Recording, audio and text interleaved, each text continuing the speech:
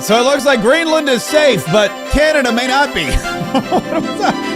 Donald Trump said, I'm not going to invade Greenland, but Canada, FAFO, eh? What? I love Donald Trump on the world stage. I love Donald Trump 2.0 in Davos, Switzerland, because President Donald Trump just does not care any longer. Keep in mind, this is a lame duck president, so to speak, but the most powerful lame duck president, really the most powerful lame duck politician anyone's ever seen. President Donald Trump, because he's done something that only one other president has done, and that is return to office after a 4-year hiatus. He now has, it's not your typical lame duck where you've been working straight for like 6 or 7 years and now you're just racing against the clock to maybe get 1 or 2 pieces of legislation, maybe do 1 or 2 memorable things before the end of your term, before your vice president or the opposition party comes into power. No, that's not at all what Donald Trump is doing. Donald Trump is back, and he's got 4 years where he is going to be decisive. He's going to be divisive. He's going to be forceful, and he's going to tell the world exactly what he thinks. And that is exactly what's happening in Davos, Switzerland. Donald Trump is fighting against every faction of the world that is trying to stop the United States of America. And what we're learning now, it's really brilliant kind of what's going on. What we're learning, what Donald Trump has done today in Davos is he's drawn a line, and he said, you're either with the United States of America, the freedom-loving, liberty-loving, freedom-defending, patriotic United States of America, or you're with the commies. You're either for freedom or you're for communism. That's it. And if you're not with us, you're with China, and you're with Russia, and you're with North Korea. You can stand with the United States, and you can stand for freedom, and you can try to protect that the world over, or you can stand with the enemy. And wouldn't you know it, Canada, our neighbor to the north, has decided to stand with the enemy. I'm not at all shocked. Donald Trump is not Donald Trump isn't either. But Donald Trump is putting his foot firmly on the throat of Prime Minister Mark Carney, who thinks it's so funny. It's so funny when you see somebody who thinks they're a bad mamma jamma, and then they totally get pimp slapped by the next guy who walks on stage. That's exactly what happened to the Canadian Prime Minister, and we'll get into all that here in just a minute. First of all, hey everybody, don't forget to subscribe. If you haven't yet subscribed to this channel, make sure that you do. If you're watching on YouTube or Facebook or Rumble or X, man, give us some love, man. Make sure you get that ding-a-ling going, because when you hit the bell every time we go live, every time we post something, you're going to get a little notification that goes, bing, Mark K has posted something awesome. Don't miss it. FOMO, fear of missing out. So that's why the bell, for whom doth the bell toll? It tolls for thee. Although I don't think it's a much happier bell than the one in the poem. The other thing is that if you're listening to the podcast on Apple Podcasts or Spotify or wherever you happen to be, man, thank you, first of all, for listening, and pat yourself on the back, because you're doing yourself a solid. You're going to get some great information. You're going to get the truth. You're going to get it delivered in a way that's entertaining.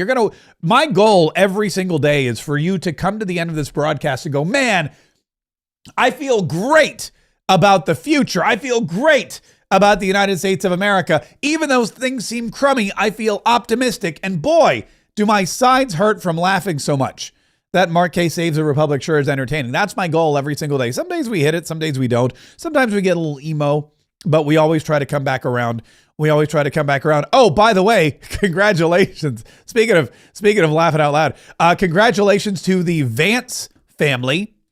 The Vance family, Vice President J.D. Vance and Second Lady Usha Vance have announced that they are now expecting their 4th child, a boy. It's going to be a son, looks like. And hang on. I just want to make sure I share this. Here it is. The Babylon Bee. The Babylon Bee got hold of the ultrasound photo, which I want to share with you. There you go. It's there it is. Looks just like his dad, doesn't it? J.D. Vance shares ultrasound of 4th child. That was courtesy of. And if you're listening to the podcast, it's an ultrasound photo, but instead of a baby or fetal head, there's the black and white image of the very popular chubby, curly-headed J.D. Vance meme that he dressed up as for Halloween. So but we're very excited. Look, man, he's gonna have, I guess, 4 kids in the White House. Are there enough rooms? I think there are. You know what? Donald Trump will just build more. Donald Trump's like, here's what Donald Trump is thinking right now. Donald Trump heard the news that J.D. Vance, the next president of the United States, is having now a fourth child, and he immediately called his architect and said, we're going to need 3 more stories. It's got to be ready by 20. We're going to need a whole new wing. The Vances, they're bringing in more kids than ever.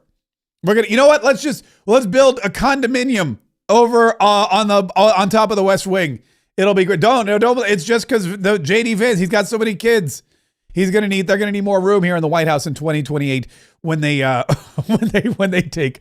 Think about it. 4 kids in the White House. If you're going to grow up someplace, White House is a pretty good place. And yes, and I know he's got to defeat everybody else who's running, and there's a lot of other people who are running. I know that Governor Ron DeSantis will probably run.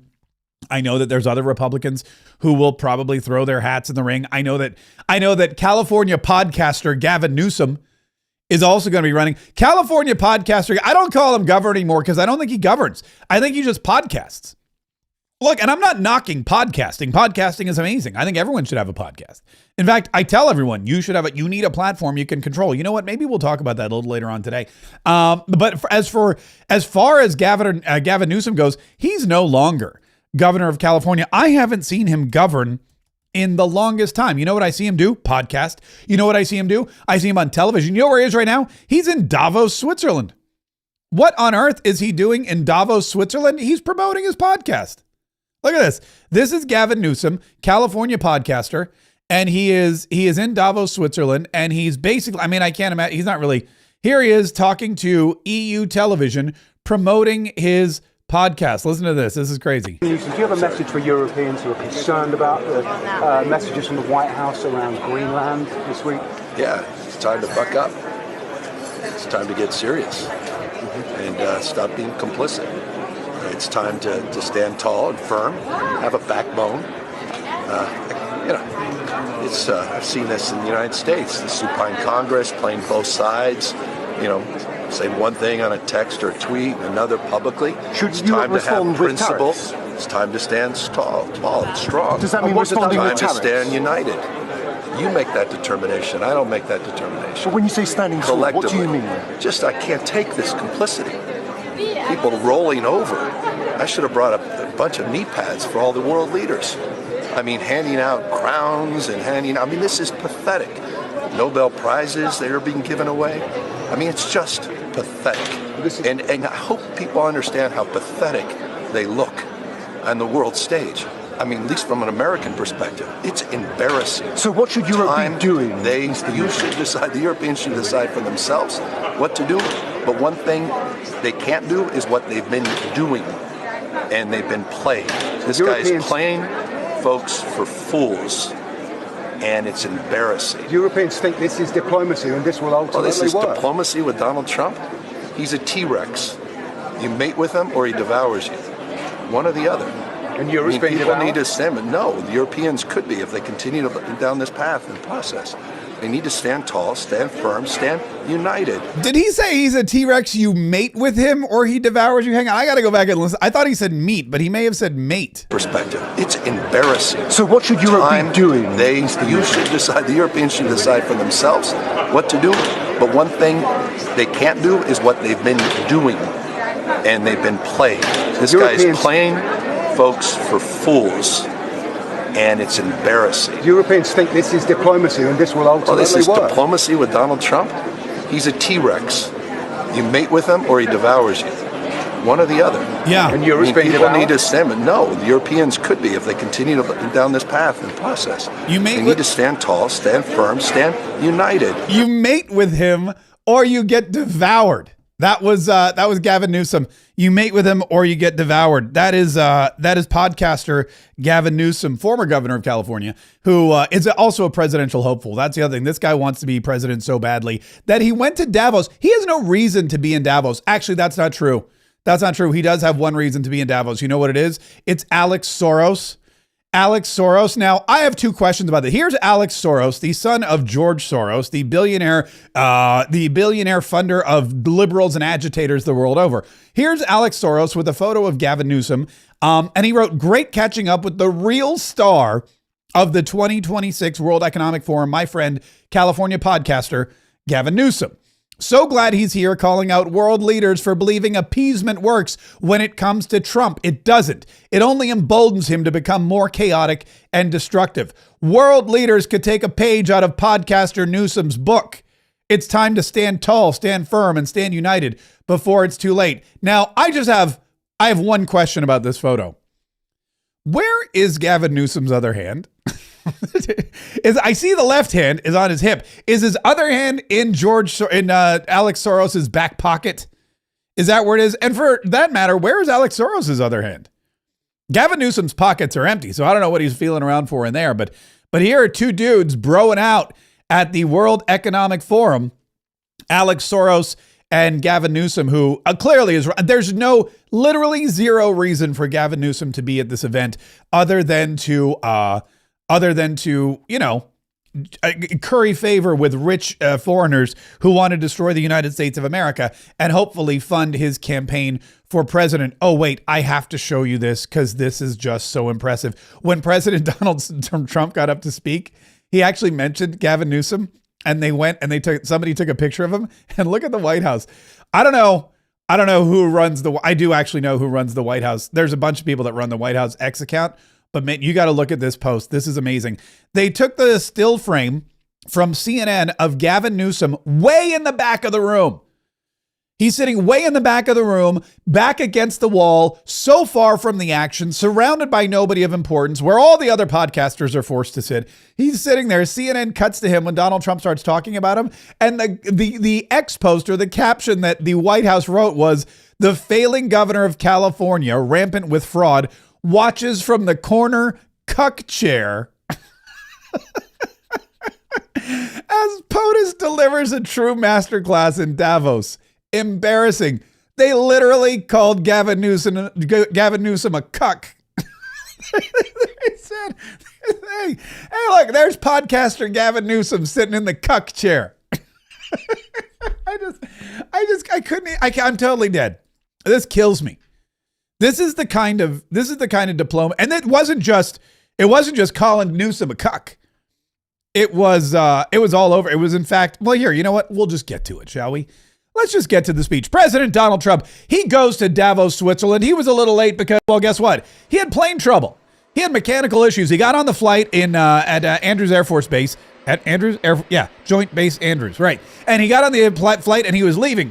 And he was going to go to Davos, Switzerland. But about an hour into the flight, the lights went out in Air Force One. So they had to turn around. Emergency. They came back. They landed. They switched to backup Air Force One, which is still called Air Force One. It's not whatever plane the president's on, he's on Air Force One. So they switched to backup Air Force One. They get Donald Trump finally to Davos. He's a little late, but he still makes it in time for his speech. And man, I'll be honest with you, I don't know if he was always planning to be this blunt and direct in his speech. I have to imagine he totally was. I have to imagine Donald Trump was like, I'm going to go deliver a banger. I'm going to go on stage and I'm just going to go boom, and I'm going to drop a bomb, and then I'm going to turn around and go boom, and then another one. And then then I'm going to let it all settle down. And when everyone thinks that it's all settled down, then I'm going to boom, and I'm going to go with the biggest bomb of all. That's what I imagine he was doing. I think that was his plan all along, but maybe the 3-hour delay getting from the United States to Davos, maybe the the electrical problems with the flight, maybe having to go back and change planes. Maybe that gave him just a little extra agitage, just a little extra edge. Made him just a little more flippin' annoyed and ready to just go off on people, which is exactly what he did. The headline, by the way, well, you know what? We'll save the headline. Let's start with him going after the World Economic Forum and the European Union for their ridiculous adherence and relentless just devotion to the Green New Scam. Because of my landslide election victory, the United States avoided the catastrophic energy collapse which befell every European nation that pursued the Green New Scam, perhaps the greatest hoax in history. The Green New Scam, windmills all over the place, destroy your land. Every time that goes around, you lose $1,000.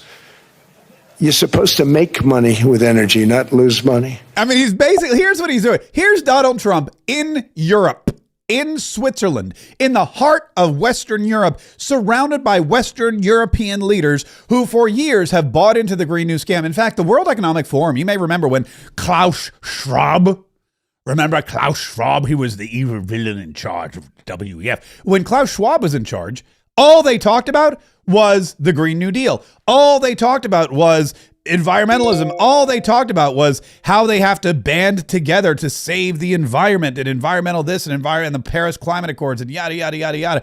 That's all they talked about. That and, how transgender was cool. Then they would go off, they would get drunk, they'd hire prostitutes, and that's basically all it was. But now that Klaus Schwab is out and now that Donald Trump is in, it's not about that anymore. There's going to be no more Green New Scam. And Donald Trump flew to Switzerland, got on stage, and just literally ripped them all to shreds for being so stupid. You're supposed to make money from energy, not lose it, but you idiots are buying all these ridiculous windmills and you're losing money on energy. What kind of a moron does that? Here in Europe, we've seen the fate that the radical left tried to impose on America. They tried very hard. Germany now generates 22% less electricity than it did in 2017. And it's not the current chancellor's fault. He's solving the problem. He's going to do a great job. But what they did before he got there, I guess that's why he got there. And electricity prices are 64% higher. The United Kingdom produces just 1/3 of the total energy from all sources that it did in 1999. Think of that, 1/3. And they're sitting on top of the North Sea, one of the greatest reserves anywhere in the world, but they don't use it. And that's one reason why their energy has reached catastrophically low levels with equally high prices. Now he's sitting there. So now he's going after the allies one by one. At first he was just like, look, guys, you guys are all, I don't know what word to use, but you guys are just dumb. You're losing money on energy. You're building these windmills. You fell for the Green New Scam. You let Joe Biden and AOC and Bernie Sanders and Klaus Van Schwab and the Soroses, you let them all sucker you into this. You built all these stupid windmills. In Germany, it's not the chancellor's fault, but Angela Merkel, she destroyed your energy. Keir Starmer, he's ridiculously spineless. He has no ability to he's just going one by one over. He's like lining up all of our allies and just punching them in the throat. It's like Europe, line up. Germany, it's a throat punch. It's fun to watch. Prices very low levels. Think of that, 1/3. And you're sitting on top of the North Sea, and they like to say, well, that's depleted. It's not depleted. It's got 500 years. They haven't even found the oil. The North Sea is incredible. They don't let anybody drill. Environmentally, they don't let them drill.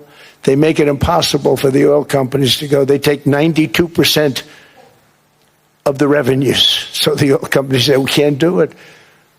They came to see me. Is there anything you can do? I want Europe to do great. I want UK to do great. They're sitting on one of the greatest energy sources in the world, and they don't use it.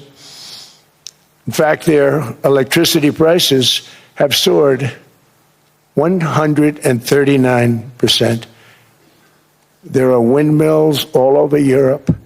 There are windmills all over the place, and they are losers. One thing I've noticed is that the more windmills a country has, the more money that country loses and the worse that country is doing. China makes almost all of the windmills, and yet I haven't been able to find any wind farms in China. Did you ever think of that? By the way, that's one of Donald Trump's most brilliant points. He should make that point every single day. Donald Trump, and he said this before, he said it in speeches here domestically, he said it in speeches abroad. I think he may have even said it in one of the, I don't know. But this is the point he makes. He goes, China makes the windmills. China makes the windmills. They charge lots of money for them. China makes the blades. They make it so that the blades fall off occasionally, or if a bird hits the blade, it's got to be replaced. And those replacement blades, they ain't cheap. And guess where the only place you can get them from is China. And so China makes all these windmills. They go around the world. They sell you on this Green New Scam. They sell you on this New Deal. They make you buy all these windmills. The windmills lose money, and China's making bank. But if you go to China, you know what you won't see? Freaking windmills. There's no wind farms in China. Why? They don't work. They don't work. Maybe China built a bunch of wind farms and said, this doesn't work. Let's sell them to the stupid Europeans. And that's exactly what they did. And they keep doing it. But there's no wind farms anywhere in Asia. Asian countries are not as dumb as European countries. They know. They've got all the rocket scientists. They've got all of the MIT grads. They know. They're looking at windmills going, this is not a good idea. But in Europe, they go, we'll save the environment and we'll make ourselves feel better. So they buy all these stupid windmills, and Donald Trump gets up and then goes, you guys are losers. Technically, he called the windmills losers, but let's be honest. It was his nice way of calling all of the European leaders losers. Looking at it, they're smart. China's very smart. They make them, they sell them for a fortune. They sell them to the stupid people that buy them. But they don't use them. So now he's just literally outright calling them stupid. now he's saying you're stupid people. They put up a couple of... You ever think of that? It's a good way of looking at it. They're smart. China's very smart. They make them, they sell them for a fortune. They sell them to the stupid people that buy them. But they don't use them themselves. They put up a couple of big wind farms, but they don't use them. They just put them up to show people what they could look like. They don't spin. They don't do anything. They use a thing called coal, mostly. But China goes with the coal. They go with oil and gas. They're starting to look at nuclear a little bit. And they're doing just fine. Yeah, they're doing great. And then so Donald Trump gets up there and he starts just raking these European leaders across the coal. Well, I guess I get across the windmills because they don't use coal. And then he goes, "All right, enough of that. Let's get to the topic at hand. Let's get to the highlight." He just jumps right in and he goes, "I want to talk about Greenland." He said, "Does anyone want to talk about Greenland? Let's talk a little bit about Greenland." But we saved Greenland and successfully prevented our enemies from gaining a foothold in our hemisphere. So we did it for ourselves also. And then after the war, which we won it big. Without us, right now you'd all be speaking German and a little Japanese, perhaps. By the way, that's such a diss. That's such a diss to Europe. I mean, true, but also it is. Donald Trump is the guy, in the old days, these are the kinds of things that would be said in the back rooms, right? Like when there was a backroom argument in Davos between, let's say Emmanuel Macron and Donald Trump were leaders, 50 years ago. They'd be in the back rooms and Donald Trump would be like, "Listen, Macron, if it weren't for us, you'd all be eating Wiener Schnitzel and speaking German right now. And you'd be calling your wife Frau Macron instead of Mademoiselle or, Madame Macron." You know the thing. I think she, according to Candace Owens, she's actually Monsieur Macron, but that's a whole different story. So that's what we got. And then Macron would go, "Croissant." And that would be the argument. But the argument was always, the dig was always, if it weren't for the U.S., you'd be eating rice and sushi for breakfast. Europe, because the Japanese and the Germans would have taken you over, but we came in and saved your ass. And that's what they would say in the back rooms. Donald Trump, he's not a backroom kind of guy. He gets right up on stage and says, "Hey guys, thanks for having me. By the way, kiss my feet, because if it weren't for the United States of America, you'd all be speaking German right now." And the fact of the matter is, everybody in that room hates him for saying it because they know that it's true. After the war, we gave Greenland back to Denmark. How stupid were we to do that? Okay, now this is good because now Donald Trump he's like, "Look, I'm not just picking on Europe. Americans were stupid too." we've had some stupid. He's like, "Look, you guys have stupid leaders. We get it. You guys have stupid leaders. They won't drill in the North Sea. They buy windmills from the Chinese. They think that China's an ally. We get it. You guys have you let Putin push you guys around. We understand. But at the same time, I'd like you to realize, I understand we also have dumb leaders in the United States. They gave Greenland back. How stupid was that?" But we did it. But we gave it back. But how ungrateful are they now? So now our country and the world face much greater risks than it did ever before because of missiles, because of nuclear, because of weapons of warfare that I can't even talk about. 2 weeks ago, they saw weapons that nobody ever heard of. They weren't able to fire one shot at us. They said, "What happened?" Everything was discombobulated. They said, "We've got them in our sights. Press the trigger," and nothing happened. No anti-aircraft missiles went up. There was one that went up about 30 feet and crashed down right next to the people that sent it. They said, what the hell is going on? Those defensive systems were made by Russia and by China. So they're going to go back to the drawing boards, I guess. Greenland is a vast, almost entirely uninhabited and undeveloped territory that's sitting undefended in a key strategic location between the United States, Russia, and China. That's exactly where it is, right smack in the middle. Wasn't important nearly when we gave it back. When we gave it back, it wasn't the same as it is now. It's not important for any other reason, everyone talks about the minerals. There's so many places. There's no rare earth. No such thing as rare earth. There's rare processing, but there's so much rare earth.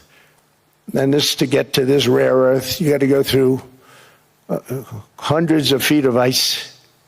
That's not the reason we need it. We need it for strategic national security and international security. This enormous unsecured island is actually part of North America, on the northern frontier of the Western Hemisphere. That's our territory.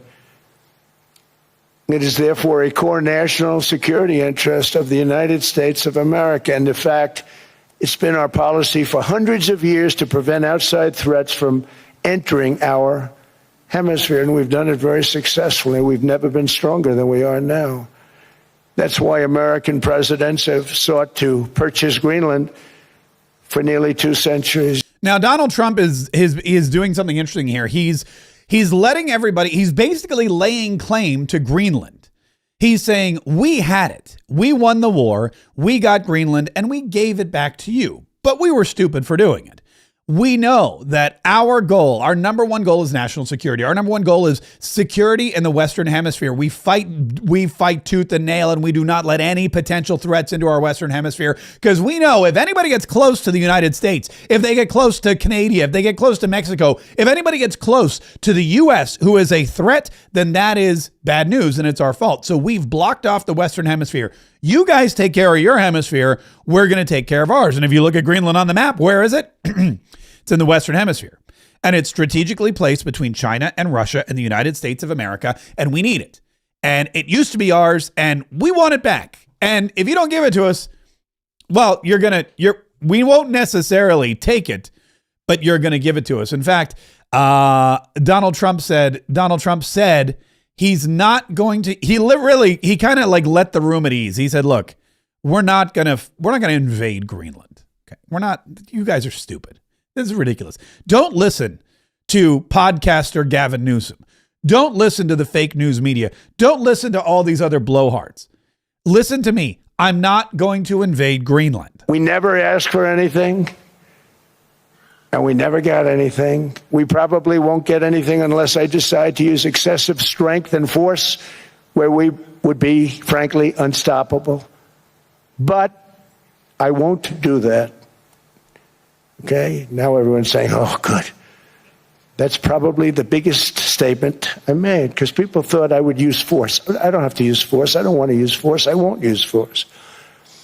All the United States is asking for is a place called Greenland, where we already had it as a trustee, but respectfully returned it back to Denmark not long ago after we defeated the Germans, the Japanese, the Italians, and others in World War II. We gave it back to them. We were a powerful force then, but we are a much more powerful force now, after I rebuilt the military in my first term and continue to do so today. Yeah, and that is Donald Trump going off about how, look, we're not going to take it by force. You're just going to give it to us. And that's when he launches into his plan. And this is very interesting, because Donald Trump, this is where he starts to draw the line in the sand. And this is something that, it's really, he's now doing, it's a really interesting tactic. He's basically pretending now like Greenland is ours. And he's pretending like it's just we know that you're going to give us Greenland. We're just waiting for the moment that you actually do. We know you're going to give us Greenland. We're just waiting for you to come to your senses and make it a reality. And so he openly discusses the plans for Greenland as if They're the ballroom at the White House. He talks about the plans for Greenland as if it's the triumphal arch that's going up by Arlington Cemetery to celebrate the 250th. He talks about this as if it's his brand new Qatari jet that he's getting to be Air Force One, which, by the way, Caroline Levitt even pointed out yesterday after the electrical failures, aren't you glad we got a brand new Qatari jet? Because that one's not going to go dark halfway through the trip to Davos, Switzerland. So Donald Trump he's coming out now and he's saying, hey, here's the deal. Here's exactly what we're going to do. And if you hear the plan, then maybe you'll just shut up about it because you realize it's a good plan. So we want a piece of ice for world protection, and they won't give it. We've never asked for anything else, and we could have kept that piece of land, and we didn't. So they have a choice. You can say yes, and we will be very appreciative, or you can say no, and we will remember. You can say yes, and we will be very appreciative, or you can say no, and we will remember. That is the most Michael Corleone, Godfather, underlying threat I've ever heard in my life. That is the line of President Donald Trump's presidency, at least the second one. I mean, think about that. I'm going to play that again because that is just so, that sums up Donald Trump in a nutshell. That sums up exactly what Donald Trump's philosophy on international relations is. So we want a piece of ice for world protection. World protection. And they won't give it. We've never asked for anything else. Never. And we could have kept that piece of land, and we didn't. So they have a choice. You can say yes, and we will be very appreciative, or you can say no, and we will remember. Yeah. So there you go. So you've got Donald Trump, and he's saying you can either show us some appreciation, or we will remember. And who's he talking about? He's talking about Canada. He's talking about Canada, the most ungrateful neighbor you could ever have. He talks about, listen, he's talking about the Golden Dome. All we want from Denmark for national and international security and to keep our very energetic and dangerous potential enemies at bay is this land on which we're going to build the greatest Golden Dome ever built. We're building a Golden Dome. Yeah. And that is exactly right. That is where he's going to build the Golden Dome. Now, the Golden Dome, not only does it benefit the United States of America, but guess who else it benefits? Canada. We're building a Golden Dome that's going to, just by its very nature, going to be defending Canada. Canada gets a lot of freebies from us, by the way. They should be grateful also, but they're not. I watched your Prime Minister yesterday. He wasn't so grateful. But they should be grateful to us. Canada lives because of the United States. Remember that, Mark, the next time you make your statements. Yeah. Mark Carney, the Prime Minister of Canada, was on that very stage that Donald Trump was on, and he was on that stage the day before. And instead of talking about a coalition with his neighbor, instead of talking about how grateful he was to the United States for all that they've done and for Donald Trump's leadership and that kind of thing. I mean, think about it. If it weren't for Donald Trump, Mark Carney would not be Prime Minister. Justin Trudeau would still be Prime Minister. As it is, Justin Trudeau is Katy Perry's valet. Justin Trudeau is rubbing suntan oil on Katy Perry's back instead of continuing to just drive Canada into despair and degradation. Mark Carney has a job. Mark Carney is Prime Minister of Canada because of Donald Trump. You'd think he'd be grateful. He is not. Here's what he said in Davos, Switzerland yesterday. 1978, the Czech dissident Václav Havel, later president, wrote an essay called The Power of the Powerless. And in it, he asked a simple question: how did the communist system sustain itself? And his answer began with a greengrocer. Every morning, this shopkeeper places a sign in his window: "Workers of the world unite." He doesn't believe it. No one does. But he places the sign anyway to avoid trouble, to signal compliance, to get along. And because every shopkeeper on every street does the same, the system persists. Not through violence alone, but through the participation of ordinary people in rituals they privately know to be false. Havel called this living within a lie. The system's power comes not from its truth, but from everyone's willingness to perform as if it were true. And its fragility comes from the same source. When even one person stops performing, when the greengrocer removes his sign, the illusion begins to crack. Friends, it is time for companies and countries to take their signs down. For decades. You know what? He needed Jeb Bush there. He thought people were going to applaud at that. First of all, this guy's like he's just one of the most tiring speakers. He always sounds like he's just taking a Xanax or something. But he thought, he was like, I'm going to get applause. It's time to take our signs down. And nobody applauds. And then all of a sudden, Jeb Bush is in the back going, please clap. And they all start clapping. But think about what he's saying here. This is a guy and he's equating President Donald Trump to fascism. He's saying President Donald Trump is ruling with this iron fist. President Donald Trump is out there saying, you better put a sign in your window so that I know that you comply with my orders. And if that sign comes out of your window, we're going to smash the glass, we're going to loot, we're going to light the thing on fire, and you're going to be out of business. And that is, ironically, what has been happening to the United States for years. And Donald Trump is exposing it for what it is. For years, Canada has taken advantage of the United States of America. Europe has taken advantage of the United States of America. Asia has taken advantage of the United States of America. There are African countries. The Somalians are doing it in Minnesota right now. Everyone has taken advantage of the United States of America and their generosity. We are the richest, we are the most powerful, and we are the most generous country in the entire world. And that is a triad of characteristics that you rarely ever see. You'll see powerful countries out there. China's a powerful country. China's a rich country. Is China a generous country? Absolutely not. They don't even give their own people money. Same thing with Russia. Russia's a powerful country. Russia's a wealthy country.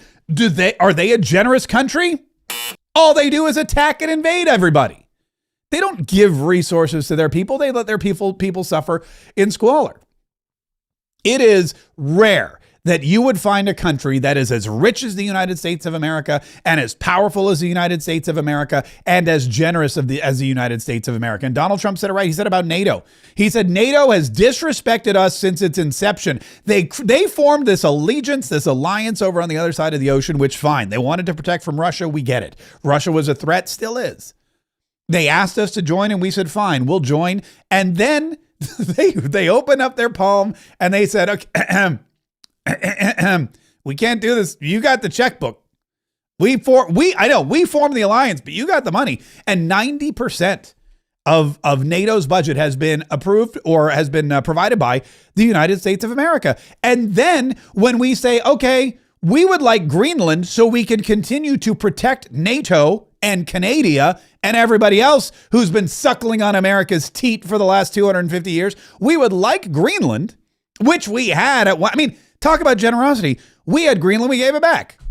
Donald Trump's like, there's a difference between generosity and being taken advantage of. Mark Carney is trying to paint President Donald Trump and the United States of America out as some kind of mafioso type bully when the opposite is true. The United States of America had a sign in its window that said, come on in, free samples. And we decided to take the sign out of our window. And all of a sudden, the rest of the world, they're just freaking out. They don't, Donald Trump's a bully. He can't do this. And where did Mark Carney go? Where did Mark Carney take Canada? Instead of saying, you know what? You're right. We did take advantage of you. Let's work it out. You know what he did? He said, forget you, Donald Trump. I'm going to China. And even his own people, I have relatives in Canada. They'll tell you, they hate this guy. Mark Carney, I talk to my sister about this all the time.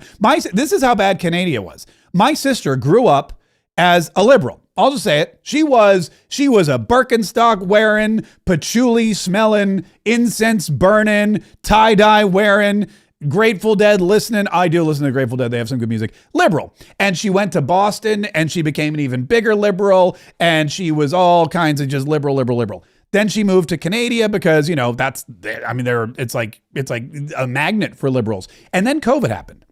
And you know what happened during COVID? Justin Trudeau shut down their country.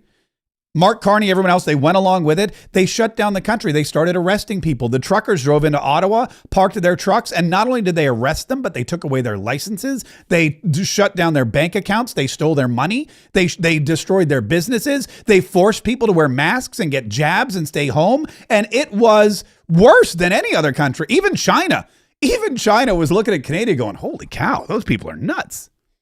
And my sister is now more conservative than I am. People are like, wow, you must be the most conservative. No, my sister is 1,000% more conservative than I am. She would walk into the stores maskless during COVID and people would yell and scream and spit on her and she loved it. It's amazing. That's what that country did. What Mark Carney and what Europe and what the rest of these people are doing is they have forced us to take the sign out of our window. And now that you can't come to the United States of America and get freebies anymore, now that you have to pay up, they're freaking out. So they're creating this narrative that Canada is bad. Or, we understand that the United States is bad. We understand that this rupture calls for more than adaptation. It calls for honesty about the world as it is. We are taking the sign out of the window. We know the old order is not coming back. We shouldn't mourn it. Nostalgia is not a strategy. But we believe that from the fracture, we can build something bigger, better, stronger, more just. This is the task of the middle powers. The countries that have the most to lose from a world of fortresses and a most to gain from genuine cooperation. The powerful have their power. But we have something too. The capacity to stop pretending, to name reality, to build our strength at home, and to act together. That is Canada's path. We choose it openly and confidently, and it is a path wide open to any country willing to take it with us. Thank you very much. Yeah. So basically, let me explain what that means. Mark Carney has destroyed his relationship with the United States of America. He's destroyed his relationship with Donald Trump. And now he's like, oh, fudge. oh, maple syrup. Oh, fiddlesticks. I got to go find someone to protect me, eh? Oh, no. I totally ticked off Donald Trump. I got to go find somebody to protect me. So what do? He goes to China. And remember, this is a guy who last year, when he was becoming prime minister, said there's no greater threat to Canada than China. There's no greater, when he was cozying up to Donald Trump, when he was trying to make a deal with Donald Trump, he said there's no greater threat to Canada than China. And now all of a sudden, now that he's needing China, now that China's, slipping him some, windmills or whatever. Now that he needs China, all of a sudden China is a great partnership and he's looking forward to the new world order. Whenever a politician uses the words new world order, run far away and pray for Canada, because there's good Canadians too. There's good Canadians and bad Canadians. I should point this out. I always, people, whenever I talk about California, because there's a lot of Patriots locked in California. There's a lot of Patriots locked in New York. And it's true. When we talk about California, when we talk about New York, when we talk about Minnesota, same way, lots of great Patriots in Minnesota. Same thing with Canada. The problem is you've got these major hubs of liberalism, really socialism, that run the entire country. Toronto, Quebec, Ottawa, those kinds of places, Vancouver. But the majority of the rest of the country, Alberta, for example, is about as conservative as they get. And our brothers and sisters in Alberta are doing their best to leave Canada and become part of the United States of America. And you should support their efforts and you should pray for them. Same with California, LA, San Francisco, those kinds of Sacramento, those are the liberal hubs. But you've got a lot of great folks in other parts of, really most of California, that are stuck under the control of these liberal politicians in the major Oregon. Some of the most conservative people I know live in Oregon, but Portland runs that state. It's really, it really is kind of sad. It really is kind of sad that these people can't escape, but that's why we're here. We're here every single day so you can listen to our show and you can see what's going on with the rest of the world and you can enjoy it. But Donald Trump says NATO has been treating us very unfairly and we're not going to let it happen anymore. I just say this. NATO has treated the United States of America very unfairly. We never asked for anything. We never got anything. We actually took care of the needs of NATO for years and years, which I felt was always unfair. So I got NATO to pay because they're rich countries. But I think it's time that NATO step up. We're helping them with Ukraine. Without us, I think Putin would have gone all the way. I think we have it. I think there could have been a World War III, if you want to know the truth. If Kamala was elected or Joe, any one of those, those thinkers, I think you could have ended up in World War III. And I will say Steve Witkoff has been dealing incredibly with, but we're not going to have World War III. We want to get it stopped, but we're not going to have World War III. I think if I wasn't elected, I think that could have evolved into World War III. It was a very, very bad situation. And it still is, but it's not that kind of bad. It's bad because so many young people are being killed. Yeah. So NATO, and this is something that's interesting. Donald Trump says, look, NATO owes us. And, if I wasn't reelected, I think we could have ended up in World War III, especially if Kamala Harris were elected. It would have been bad. I mean, Russia, look, when Donald Trump was president, Russia wanted Ukraine. They didn't invade. When Obama was president, they invaded. They got the Crimean Peninsula. They were like, oh, Obama, he's not going to do anything. He's too busy hating on Israel, so we're going to go ahead and invade and take some of our territory back. And he did successfully. And then Donald Trump came to power and Putin said, maybe we should wait this one out. And he did for 4 years. And then Joe Biden came back to power and Afghanistan fell and 13 American men and women were killed at Abbey Gate. And so Vladimir Putin was like, it's go time. And he went into Ukraine. And so now you've got Donald Trump back again. And he's like, look, we're trying to end Ukraine, but just know this. If Kamala Harris is the only person that could have been elected who is weaker than Joe Biden. Kamala Harris is the only person that this country could have elected that was weaker than Joe Biden. The only person they could have put on the ticket that was weaker than Joe Biden was Kamala Harris. And I won't get into how that was like the last dig that Joe Biden made to his party because they didn't want Kamala Harris. The Obamas friggin' hated Kamala Harris. They didn't want her on the ticket. They just didn't want Joe. But what did Joe Biden do? He came out and he endorsed Kamala Harris before the Obamas could step in and stop him. And that's why they didn't call her. That's why they had to fake a phone call like days later.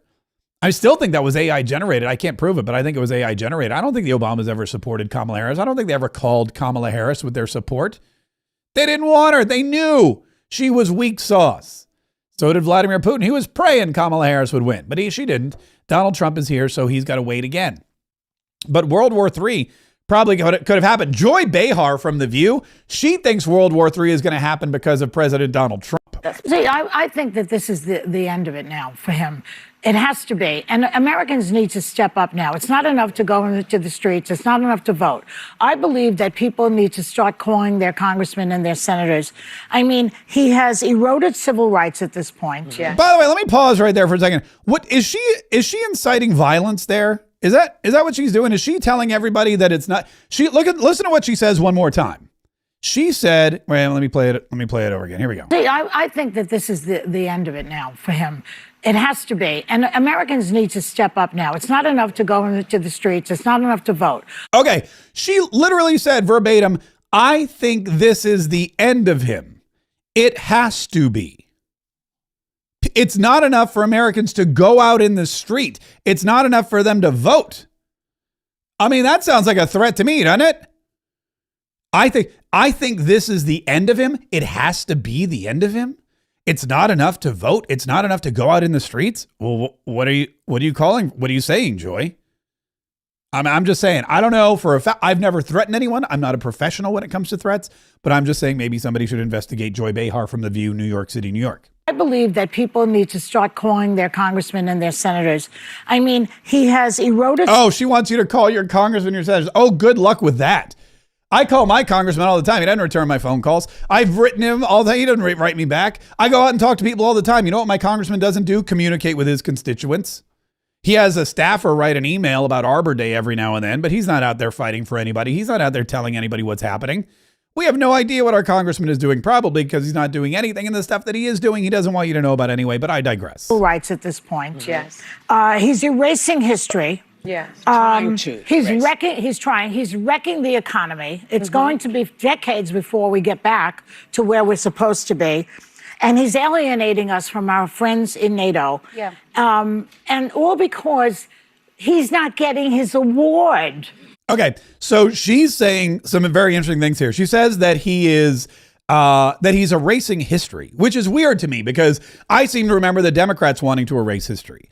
I remember them wanting to institute the 1619 Project and just erase the first 200 years of our culture. Columbus Day shouldn't actually be a day because Christopher Columbus was a bad guy. We need to erase the legacies of Thomas Jefferson and George Washington because they were slave owners back at a time when owning slaves was actually legal. We need to go back. We need to rewrite American history. We need to get rid of the statues that we don't like. We need to change the names of the days that we don't like. We need to change the name of the army bases. We need to pretend that there never was a civil war, that there never was secession. We need to pretend that this country has just been perfect and anything we don't like, we need to black out. That was what the Democrats did. Now she's saying Donald Trump is erasing history. How?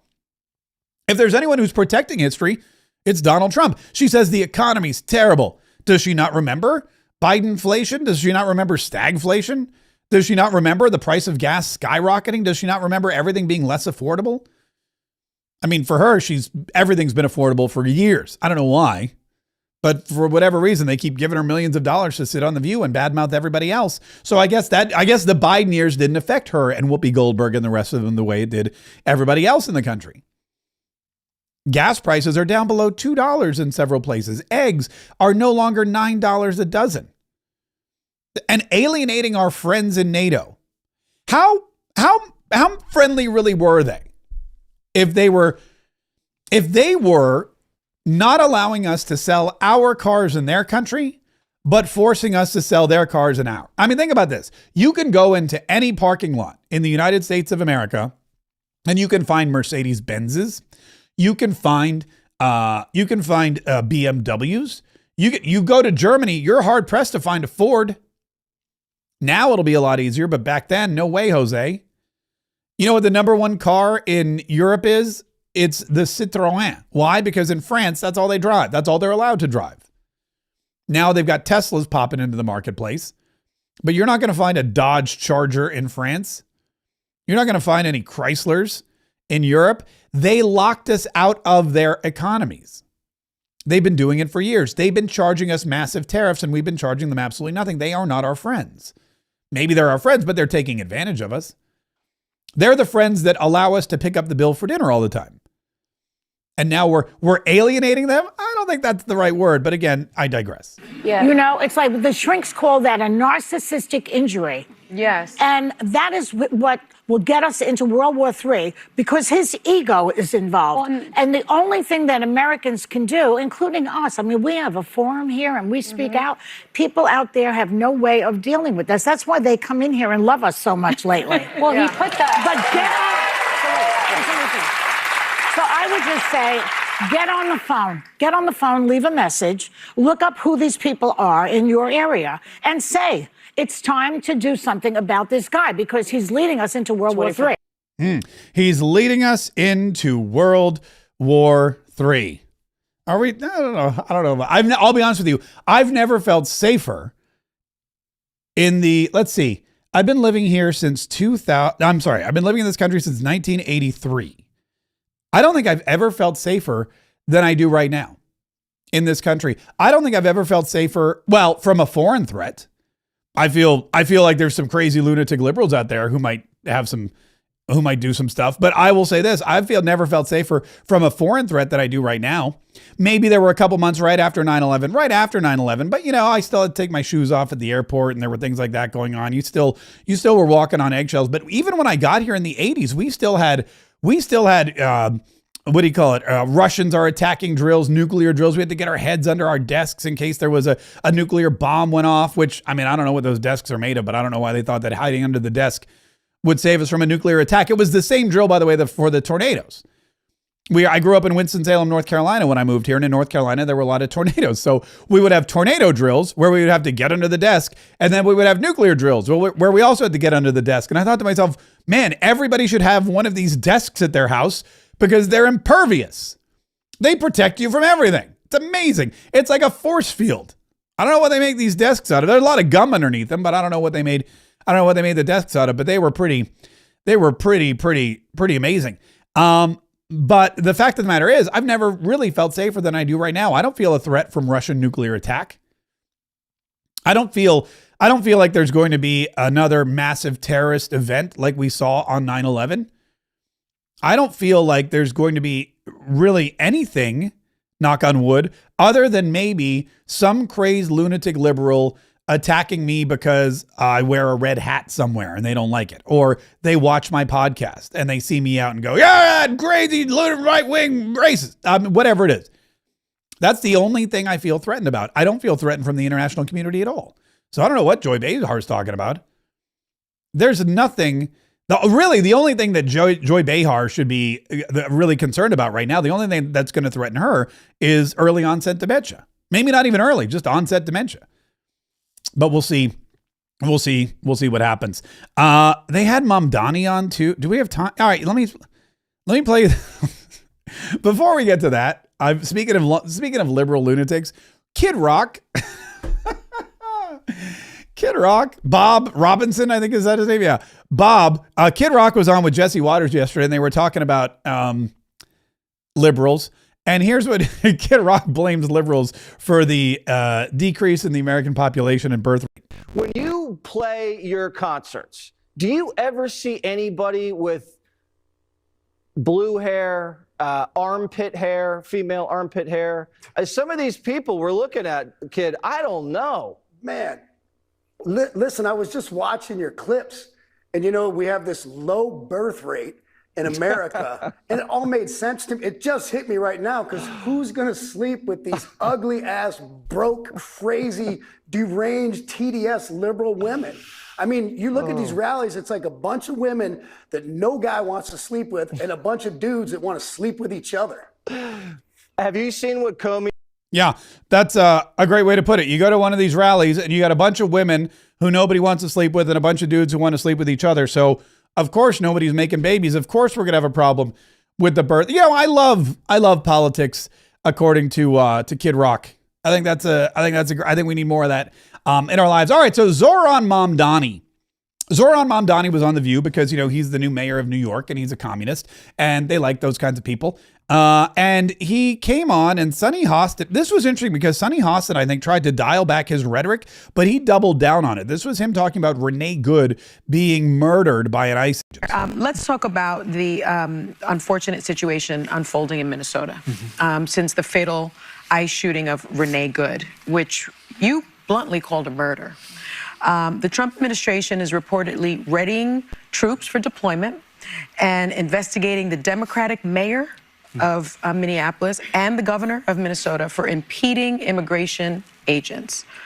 How are you reacting to everything that you are seeing? And importantly, do you worry they'll target New York and you?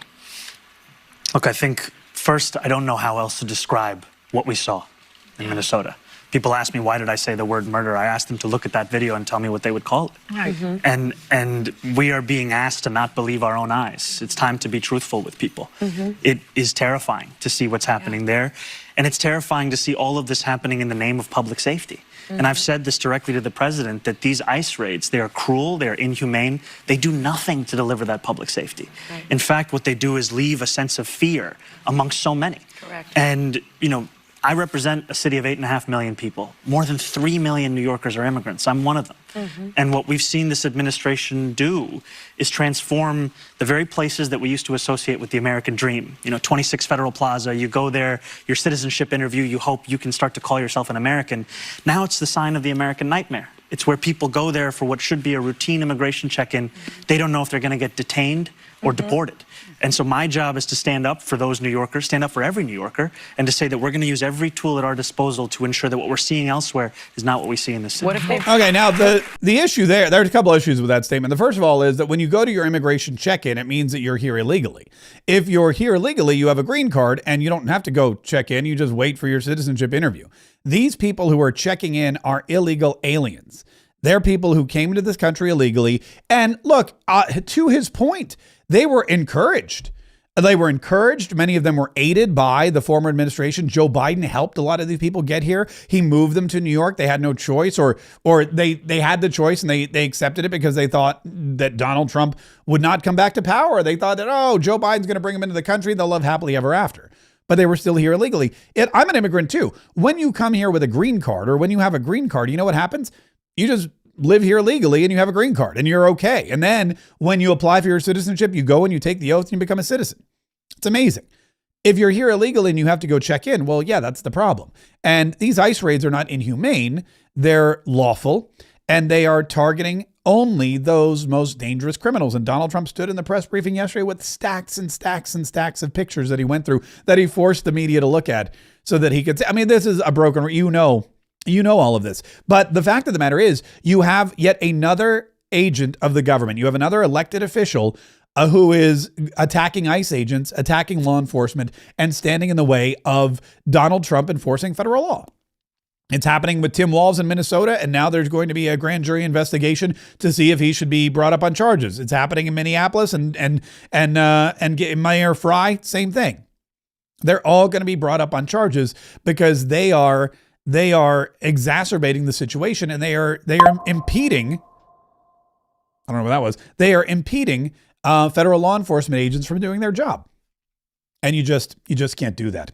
Listen, Donald Trump is going to be in Davos, I think overnight, maybe. I don't know. I don't think he's coming back today. I think he's going to be there I think he's got a lot of meetings. He's got a lot of stuff to talk about. So we will bring you he's been basically this guy has been on camera all day long. Like, he has not come off camera yet, man. He's been there pretty much all day long. It's been incredible. And he's going to continue to be there on camera, talking about what's happening, taking questions, meeting with world leaders, because he's got a world to save. And he's not going to stop until he gets Greenland. And he's not going to let anybody stop him. Not Mark Carney from the communist states of Canada, not any of the European leaders who are buying windmills from China, clearly not podcaster Newsom sitting in the cuck chair in Davos, Switzerland.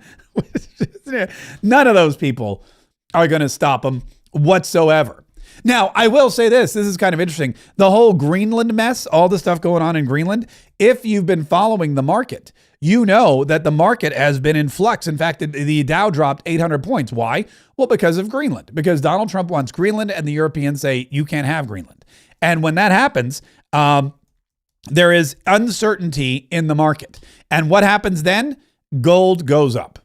The price of gold goes up. Whenever there's uncertainty in the marketplace, the price of gold goes up. And that's exactly what happened yesterday. And fun fact, it's probably going to happen again today. In fact, it's been happening almost every day for a year straight. Gold is an incredible investment for you, for anyone, really. And if you have a traditional IRA, if you've got one of those IRAs where your money's all in stocks and bonds and things like that, I urge you to please look into gold from Augusta Precious Metals, because their gold-based IRA has just gone up. I mean, the percentages are ridiculous. I'm not even going to quote you because I don't want to get it wrong. They have a free gold guide, which you can get by going to markswealthstrategy.com. This is a safe, secure way to invest for your future. Every day, people are pulling their money out of the stock market, which is volatile. They're pulling their money out of Bitcoin, which don't even get me started, and they're putting it into gold. And if you go to markswealthstrategy.com right now, you can fill out this little form. You get your free gold guide. It's the most trusted gold IRA institution in the nation. And they'll tell you, look, you can read some of I'm going to get some gold.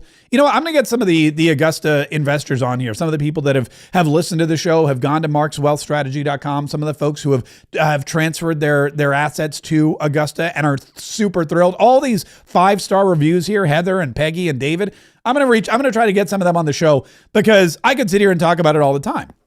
But if you hear from somebody who's really, really done exactly what you should do, which is go to markswealthstrategy.com, get your free gold guide, and really seriously consider protecting your future, your finances with a gold IRA from Augusta. That's something that, like I said, I would urge everyone to do. There's a link in the description of this video, or if you prefer, you can simply go to markswealthstrategy.com. markswealthstrategy.com. The other thing you can do is you can just text the word wealth to 35052. Either way, make sure you're subscribed to this channel right now. Make sure you're subscribed to this podcast platform. If you're on YouTube or Facebook or X, wherever you happen to be, make sure you're subbed, because we want to make sure that you get the truth every single day. We want to make sure you know every single day who's attacking you, who's pretending to be your friend but really isn't, where the threats are coming from, and every day it's shocking. You may have thought, oh, we can trust these people. They're not out for they don't have your best interests at heart. We do. So make sure you subscribe. Tune in as often as you potentially can so you can continue to be entertained and informed and inspired and enlightened and ready anytime, anywhere, any place to stand up and fight so we can save the Republic.